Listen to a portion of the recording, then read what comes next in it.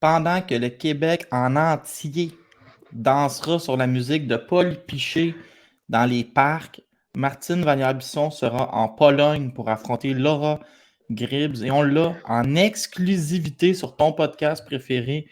Martine, bonjour. Salut, ça va bien? Ça va bien, tu as l'air en pleine forme. À travers notre grande discussion, je t'ai préparé des conseils. Je sais que tu es déjà allé en Pologne dans ta carrière de boxeuse olympique. Toutefois, j'ai un petit conseil. En Pologne, tu ne traverses pas sur une lumière rouge. Ils sont très sérieux sur leurs règles leurs règles de civisme. Donc, on ne traverse pas, Martine, sa lumière rouge. Même si tu es pressé, là, alors, je ne te pas finir en prison. Je veux que tu me parles de comment ça s'est passé là, d'en arriver à ce combat-là. Tu t'es levé un matin, tu avais un courriel de la Pologne.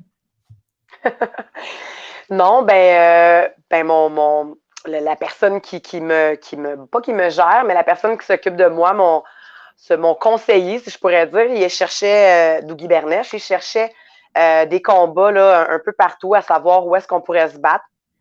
C'est sûr que on aime beaucoup se battre sur les cartes de Eye of the Tiger. Il nous donne toujours une belle visibilité. Et puis là, il y a eu Stéphane Noyer. Donc, lui, il y a beaucoup de gens qu'il connaît à l'international. Il nous a déniché ce combat-là. En Pologne, il cherchait une fille, poids plume, donc 126, tout ça. Puis les démarches ont été faites. Là, évidemment, je suis boxeuse, je ne sais pas comment les dessous là, se sont déroulés, mais c'est vraiment par rapport à ça. Les deux ont travaillé ensemble, là, Dougie et Stéphane, puis Stéphane a trouvé ce combat-là. Puis on était très, très, très contents, très heureux là, d'avoir cette opportunité-là. Deuxième chose, Martine, en Pologne, les gens n'ont pas tendance à se toucher ou à se serrer dans leurs bras, à part s'ils sont vraiment très amis. Puis toi, je sais que tu es une fille affectueuse, mais commence pas à faire des câlins à tout le monde en débarquant de l'aéroport. C'est pas quelque chose que là-bas qui est très apprécié. Ton adversaire, Laura Gribbs, quand on se déplace à l'étranger, je t'apprendrai pas la boxe, là, il y a toujours un côté A et un côté B de l'équation. Toutefois, ça semble sur papier un combat très bien équilibré. Qu'est-ce que tu connais de cet adversaire-là qui est invaincu, mais qui n'a jamais affronté une fille de ton niveau encore? Ben évidemment, on a eu l'opportunité là, de voir plusieurs de ses combats sur Internet, là, pas trop difficile à chercher. On a beaucoup regardé son avant-dernier combat qui était, je crois, pour une ceinture. C'est une fille qui est très active avec sa main avant, très active avec son jab. Elle attend beaucoup que l'adversaire rentre pour pouvoir positionner là, sa belle main droite. Elle l'a bien en ligne droite. Donc, on a beaucoup justement regardé là, comment qu'elle utilise son jab, comment qu'elle attend que l'autre rentre et tout ça. Donc, on le sait qu'elle n'a pas beaucoup d'expérience au niveau boxe olympique, tout ça. Puis, elle n'a pas affronté non plus des adversaires quand même de très haut calibre au niveau international, tout ça. Puis, ben voilà, écoute, on a notre plan de match, on sait ce qu'on a à faire contre elle. Puis oui, effectivement, tu as super raison. C'est juste un combat qui est idéal, qui est parfait parce que je pense qu'au niveau de l'expérience, au niveau du bagage, au niveau des deux styles de boxe, autant elle que moi, ça va vraiment faire un combat, ça va vraiment faire un combat de feu. Puis c'est une fille qui est rankée 13e boxe-rec, moi je suis 31e. Donc c'est vraiment un combat là, qui est juste parfait pour moi. Je l'ai demandé en entrevue là, à mon dernier combat. J'ai besoin des filles de plus haut calibre, plus techniques, etc. pour pouvoir pas juste monter dans les classements, mais pour pouvoir améliorer ma boxe aussi. Puis je pense qu'on tu poserais la question à n'importe quel boxeur, plus qu'on a de l'adversité devant nous, ben c'est comme ça qu'on améliore nos capacités puis on améliore notre boxe également. Martine, tu viens de dire que tu es 31e sur BoxRec, mais tu es première dans mon cœur. Merci, Laurent. En Pologne, il y a des choses qui sont importantes aussi dans le comportement.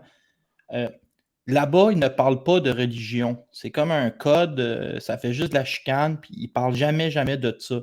Fait que descends pas, commence pas à parler que tu es catholique ou que tu es allé à la messe la semaine passée. Là. C'est des choses à ne pas amener en Pologne. Moi, j'ai une autre question assez précise. Tu vas c'est voir. vraiment donc c'est vraiment une entrevue conseil Ben, non, qu'on mais fait. c'est pour t'aider. Hein. Quand tu as beaucoup voyagé comme moi, tu as des Oui, habiletés d'accord. pour aider les gens. Je veux savoir, c'est un voyage, là, j'ai vérifié tantôt, c'est un voyage de 9h40, OK? Je vais rentrer un peu dans les technicalités. C'est bien compliqué de te rendre là-bas? Ils t'ont-tu, tu sais, eux autres, pour se payer un avantage, là, ils t'ont-tu mis 3-4 transits où tu vas passer 8 heures en France assis sur un banc de parc à attendre le prochain avion ou tu embarques à Dorval puis tu arrives direct là-bas dans 9h40? Écoute, nous, là, quand on a pris la décision, Rodolfo et moi, là, vraiment ensemble, mais avec mon équipe, évidemment, de prendre ce combat-là, on était vraiment prêts à tout. Si je peux donner un exemple, quand j'ai été me battre en 2018 en Pologne, on savait pas trop c'était quand la pesée, c'était un peu organisé, c'était un peu bizarre et tout ça. Puis pour ce combat-là, on était prêts à tout. Et évidemment, les espèces de vieux trucs, est-ce qu'on fait faire plein d'escales à notre adversaire ou du moins prendre les billets les moins chers? Donc, ça veut dire souvent avec des escales très longues. Des avions qui bougent là, dans les airs. Ben écoute, on était vraiment prêts à tout, puis c'est pas des choses qui vont déranger. Moi, je l'ai toujours dit, même quand je fais des conférences dans les écoles, peu importe si c'est le chaos à l'extérieur, l'important, c'est que tu aies une paix intérieure. Je suis en mission, je suis en focus. Fait que même s'il m'aurait mis un 10 heures d'escale à l'aéroport, on en rit, puis on continue, puis on est juste en mode solution si jamais il arrive des choses comme ça. Mon billet, il a changé 2 fois aussi, mais non, rien de compliqué. Donc, Montréal-Paris, Paris-Pologne, puis dans le fond, de Paris à la Pologne, c'est un petit vol de 2 heures. Puis voilà, il y a rien de compliqué là, en ce moment. Mais mon billet a changé une deuxième fois. Oui, effectivement, la première option était peut-être moins optimale, mais on était prêt à tout. Martine, je constate que tu as le feu dans les yeux. Après ta victoire le 24 juin prochain, là, je le sais que je sais que tu as gagné. Je le sais que c'est la Saint-Jean-Baptiste, mais une chose qui est très punie en Pologne, c'est de boire dans les rues. OK, fais-toi pas pogner qu'une bouteille de champagne sur le trottoir. Les autres, ils te mettent en prison, puis tu vas attendre des années avant de revenir. Puis on veut pas ça. Je veux savoir avec qui tu te pointes là-bas. C'est qui ta garde rapprochée? Je veux dire, tu t'en vas là-bas. J'imagine que tu peux pas, avec la bourse puis le budget, tu peux pas arriver là-bas à amener, tu sais, Sam Descaries, là, il est à New York ce soir, tu peux pas amener un cutman. Comment ça marche? Ils vont te fournir un cutman. Tu pars-tu seul avec ton entraîneur Rodolfo Furlan? Non, pas du tout. Ben oui, effectivement, là, Samuel pour Beterbiev ce soir, mais aussi pour la carte de Eye of the Tiger le 23 juin, une grosse carte. Donc, je vais partir. Rodolfo va venir me rejoindre là-bas parce qu'en ce moment, il est avec mon partenaire d'entraînement, mon sparring partner, Yacine, à Londres pour un tournoi. Donc, Rodolfo va venir me rejoindre là-bas. Puis, il y a Socrate, un entraîneur qui fait partie aussi un peu de notre équipe de Toronto, là, qui va partir également me rejoindre là-bas. Donc, on va partir un petit peu tout le monde solo, mais on va venir se rejoindre là-bas. Puis tout est super bien organisé aussi, là. Puis ils vont prendre soin de moi là-bas. C'est juste qu'on part à l'individuel pour cette fois-ci. Puis Martine, as-tu l'impression que c'est le combat de ta vie où t'as pas encore pensé à tout ça? Euh, tu sais, dans la vie, c'est dur parce qu'à un moment donné, c'est toujours, à chaque fois que c'est comme le combat, t'as l'impression de vouloir dire, hey, c'est le combat, c'est le combat, c'est le combat. Moi, je pense que ce combat-là, sous tous les aspects, je veux dire, j'ai pas eu un camp non plus, un camp d'entraînement de 6-8 semaines. On a eu un 4-5 semaines. Moi, je pense que c'est un combat à la décision. Quand j'ai pris la décision avec mon coach et tout ça, c'est une décision posée, calme, sereine. Mon cœur me parlait, mais j'étais vraiment posée. Je n'étais pas dans l'émotion. Ah oui, vite, on prend l'opportunité, puis n'importe quoi. C'était très pensé.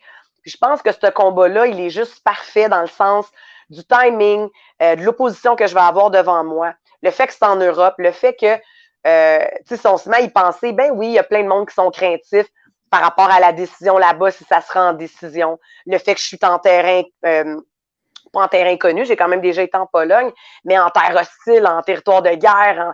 Tu sais, il y a plein d'éléments, mais je pense que c'est un combat qui va vraiment me faire grandir de par tous les aspects qui sont peut-être un petit peu moins fluides, là, pas problématiques, mais des choses un peu plus, des choses différentes à gérer. Puis c'est comme ça qu'on grandit en tant qu'athlète. Hein. Il faut vivre des premières expériences pour pouvoir, après ça, foncer puis juste performer mieux devant l'adversité. Puis je pense que ce combat-là va m'apporter sur toutes les sphères. Voyager là toute seule, rejoindre les gens là-bas, être dans un univers un peu, le décalage horaire, l'avion, mais tu sais, je suis professionnelle dans ce que je fais, donc je sais comment m'hydrater, je sais quand couper mon eau. Ça fait 1 mois que je suis vraiment là. Je sais, je vais le dire publiquement parce que tu n'arrêtes pas d'en parler dans ton podcast, Laurent s'écoute parler, que je mange juste du poisson. Mais oui, effectivement, ça fait 1 mois que je mange du poisson avec des légumes verts et des bons gras, etc. Mais je pense que c'est vraiment le combat parfait pour moi qui va vraiment me euh, faire un step là, pour pouvoir justement atteindre mes objectifs. Et en plus, ça va être mon premier 8 rondes. Donc, tous les éléments sont nouveaux. Donc, c'est pour ça que c'est pas le combat de ma vie, mais c'est le combat, je pense, qui va vraiment me faire step up dans ma carrière de boxe. Mais Martine, tu ne seras pas seule parce que le Québec au complet sera derrière toi. Derrière chaque party qu'il va y avoir dans un parc, il va y avoir un peu une célébration pour cette victoire-là. Martine, on est en arrière de toi, moi, Vincent, Noé, et on est fiers de toi. Hey, ben merci beaucoup à Boxing Town de me recevoir. Puis j'invite tout le monde aussi à écouter ton podcast, Laurent s'écoute parler. Merci beaucoup tout le monde de suivre Laurent, Vincent et surtout de me donner toujours des mots d'encouragement. Là, c'est vraiment du gaz. On se nourrit de cette énergie-là, les boxeurs, boxeuses. Puis moi, en tout cas, je vous en remercie personnellement. Ça m'aide, puis ça me fait toujours sourire de vous lire. Oui, puis garde une partie de ta bourse pour payer mon souper quand tu vas revenir. Ouais, c'est ça. Bye! Salut tout le monde!